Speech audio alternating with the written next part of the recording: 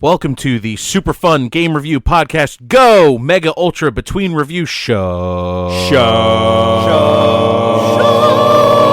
Down.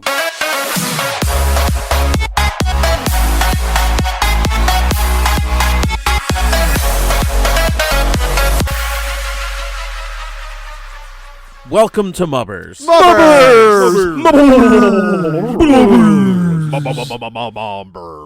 All right, so in anticipation of our next episode, which is going to be The Walking Dead Season 1, the Telltale game. The Telltale Heart.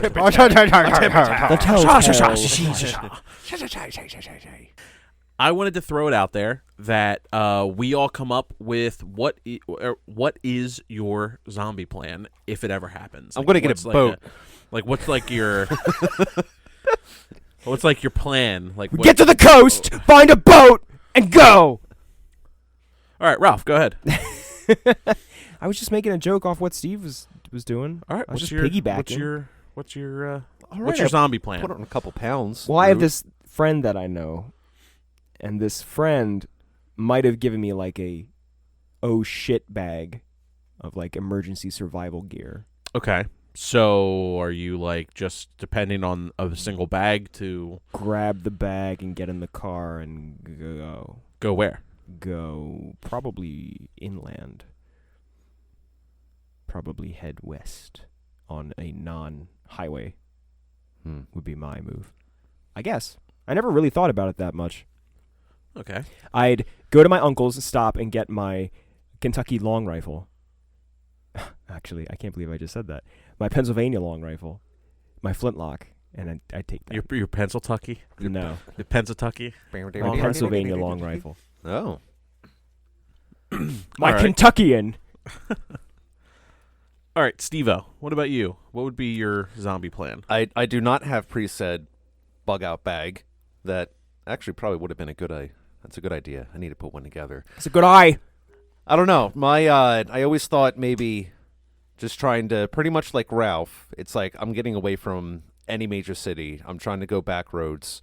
If anything, need to find a way to get like into a secure part of like the woods.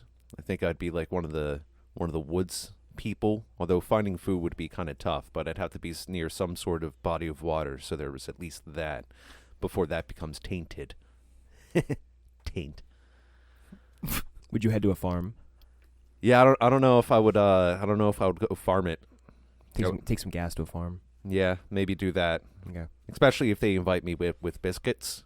That'd be, how can you go wrong? I see nothing going south on that scenario. All right. What about you, Harry? Yeah. Is that good enough of a call out?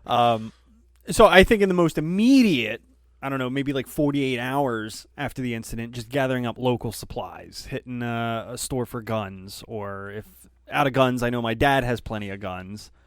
Lots of food, lots of health supplies. I mean, just like the necessities for survival. But I would probably also head west. I don't think I would want to be along the coast. Or any, and I mainly say west because I would probably hit like the Midwest and try to stop and find a place there.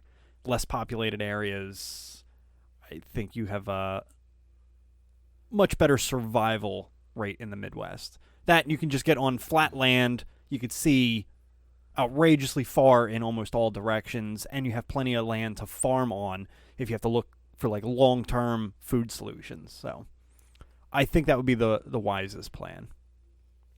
Fair enough. And for myself, actually, so I read a book about, like, it's called The Zombie Survival Guide by Max Brooks. It's a great book. I don't. And there's a lot of really interesting philosophy, so I've kind of adapted mine from different things of that. The first thing I would actually do is I would wait 48 hours before I left my house. Because essentially, if the government is going to respond, it's going to be in that first 48 hours. So if you're going to go out and risk that certain type of danger, it's better to actually hole up and wait. I have enough supplies here in my house that I could last 2 days. I would just fill a bathtub with water, and that's, drinking water for 2 days, things like that. After that, if there was no like response from the government or anything like that, I would actually head southwest. I was just thinking that, actually. To get out of the frigid snow zone. In a likely scenario where, like, okay, winter is eventually going to come, I want to get into an area where, like, I don't have to worry about snow at all. Winter is coming. And things like that, because realistically, if you don't need to worry about snow, then it limits what you can, like, wear, essentially. You're just trying to justify your jean shorts in your survival bag, okay? Okay, I don't own a pair of He jean loves shorts. his I mean, shorts. come on. The cutoff jean shorts. Yeah, no. Yeah, yes, my cut-off fucking jean shirt. I'm the really a pockets sticking jorts out. kind of guy. Yeah, for sure. Such You a see the hussy. pockets from the outside? So essentially, I would go southwest. So yeah, I would hit up a hardware store and then go to like a Dick's Sporting Goods to grab guns, camping supplies, things of that nature.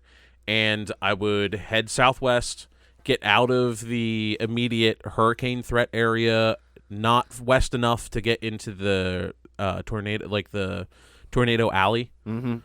and probably try to get up on a mountain a little bit somewhere and just find a patch of land and claim it.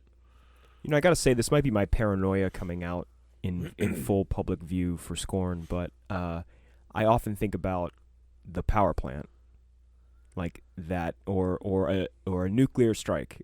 I think about that every once in a while, sort of like okay, which direction would I head, depending on how the wind is blowing? Who would I try to get from my family? Who would I try to save? And who wouldn't I save? That kind of thing. Well, so they even tell you in the pamphlet, if you live close to the power plant, they give you a pamphlet about like what to do if the power plant ever goes down. Well, sure. You're supposed to head south because the nuclear wind would travel north. They just handed out the pamphlets like a couple weeks ago. I got it in the mail. I just normally don't hear those two words put together. Nuclear wind. That's what happens when I pass gas. It's nuclear wind. So anyway, all the radiation is pretty much going to hit that northeast corridor and go upward. So essentially, by traveling south, you're not worrying about. There's also a little bit of splashback into the west. That's why another reason is like south is a good idea. But they also give you iodine pills, and what they essentially tell you to do is you're supposed to saran wrap and duct tape your windows and eat your iodine pills and wait 24 hours before you leave the house. Either that or hit one of the shelters.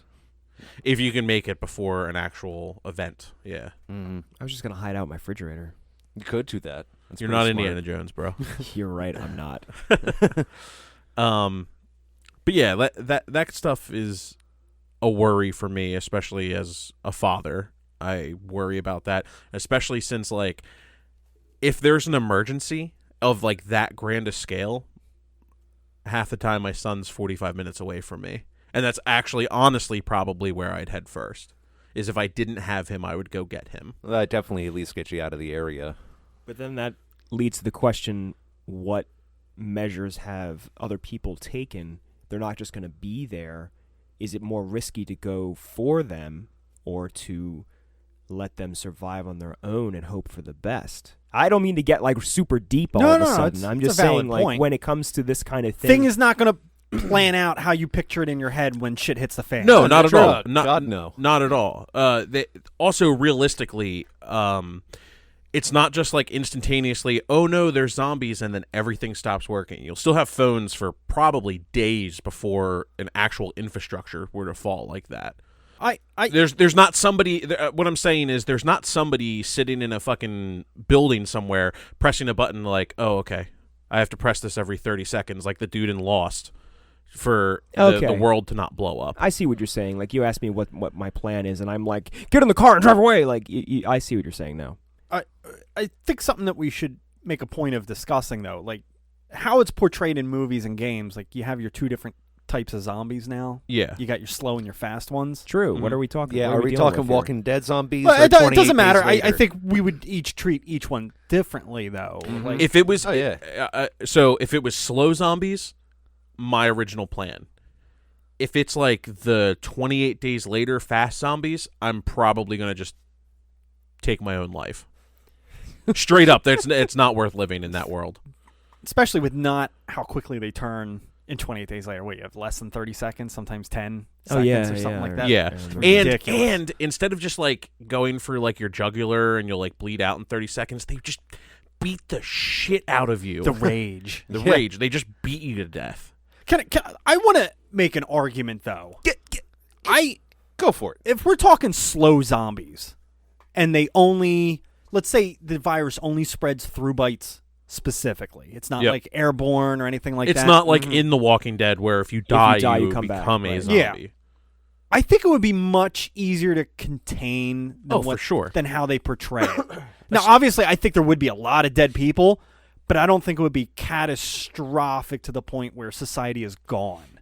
Well, also too, you have to think about like in zombie culture, there's like the whole like, oh, an asteroid passes and then like the whole world goes up, or Zombie culture? What? Did you say zombie culture? Yeah. What's that? Like a show?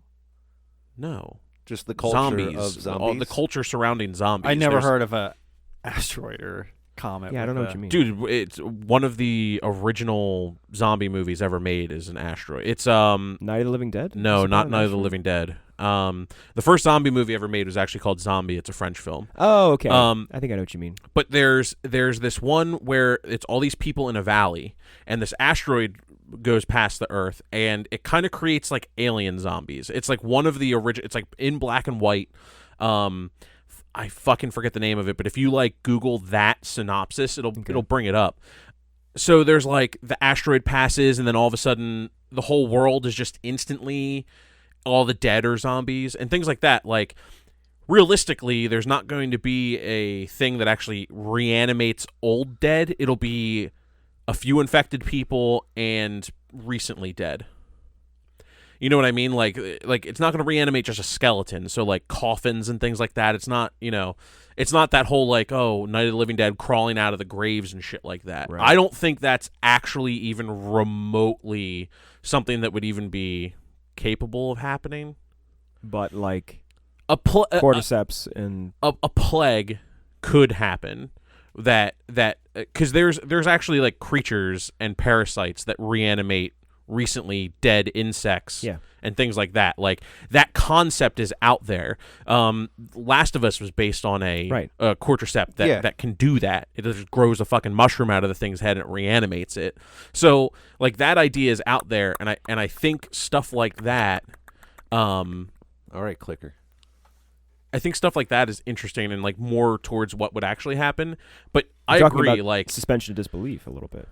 Yeah, like this is in the realm of possibility. An asteroid going over the Earth and like instantly, and then instantly all the dead people are yeah. like rising out of their graves. Like no, because like if that shit happens, then someone's gonna start casting fucking fireballs and like you know what I mean. Like it's just lightning bolt. It's too far out of the realm of actually like what we know scientifically. For me, but yeah, like so I totally agree. Like if there was a small outbreak, I feel like a small like militia could take out a zombie outbreak because it would realistically it would just have to be a series of unfortunate events. Like you still have to remember that like most zombie movies are still horror movies, so like the worst case scenario always happens. Like oh, of course you put the fucking idiot dude in charge of the one fucking zombie in a survivor camp, and then everyone's a fucking zombie. Like no, I really don't think it would be handled that carelessly. Done rant. Sorry, I know that was like kind of like a long-winded thing, but like I fucking love zombies, zombie culture, shit like that's like really interesting to me. Picked up on that just a little bit. Yeah, zombie culture. Now, I'd just like to throw that little quote out there. I can't remember who said it. I believe it was a Japanese general. It said that behind every blade of grass there'd be a rifle ready in the United States. Yeah, for like a land invasion. So I don't like. I this is not a political debate, and this is not anything. I'm just saying, like literally, there are thousands, if not millions, of rifles, pistols, shotguns in this country. Oh, it's millions. So There's millions of weapons. We're not talking about like, oh, there is an invasion of zombies in French Canada. What will we do? Oh, baguette! Like, it's not. There's no. Like, I'm not that worried. I don't know how to put it. Their defense is a baguette. Apparently. In Canada, no less. Hey, a hard enough baguette. You can crack a skull. Wait a with. couple I days. feel like, That could hurt. like as a society, we already have proven that we can end a zombie apocalypse. I mean, we put a stop to the bath salts that were going on years ago. I mean, that flared up. That was but one dude. That was Yeah, one that was dude. like one guy. One dude that he took a couple rounds and kept moving, and the cops like shit themselves. Like, I Yeah, get it. and then they shot him in the fucking face. right. Yeah, like they fucking killed that guy. But I mean, it's that was like the bath army salt of pop. bath salts. prevented, though. You know, Yeah, right there. Society wins. Just a little blip. That was patient 0, and it was ended right there. So. What I thought was interesting in the Zombie Survival Guide 2, they go back and there's a bunch of pretty much like unsolved events. Don't you have it like right over here or something? No, I think it's upstairs in my bookcase. There's a bunch of unsolved events that could have been zombies. Like there was like this pit in I think it was either Scotland or Japan. I know it's like vastly different. There was this pit and there was a bunch of people in it, and they ended up lighting this, like, it was like a trench, like a really long trench. They lit the trench on fire, and they were saying that like people were still walking through this trench while on fire way longer than any single person they had ever seen be lit on fire and survive and continue walking through. And like it was this weird, like they were cannibal-esque type people that were attacking this group, and it's interesting. Like there's weird little things about that. This podcast is not sponsored by Max Brooks' Zombie Survival Guide in any sort. You know, he's Mel Brooks' son, right? So yeah, I guess join us next week for Walking Dead Season 1, the Telltale game. Hey, leave us an iTunes review. Join the army of the dead. Leave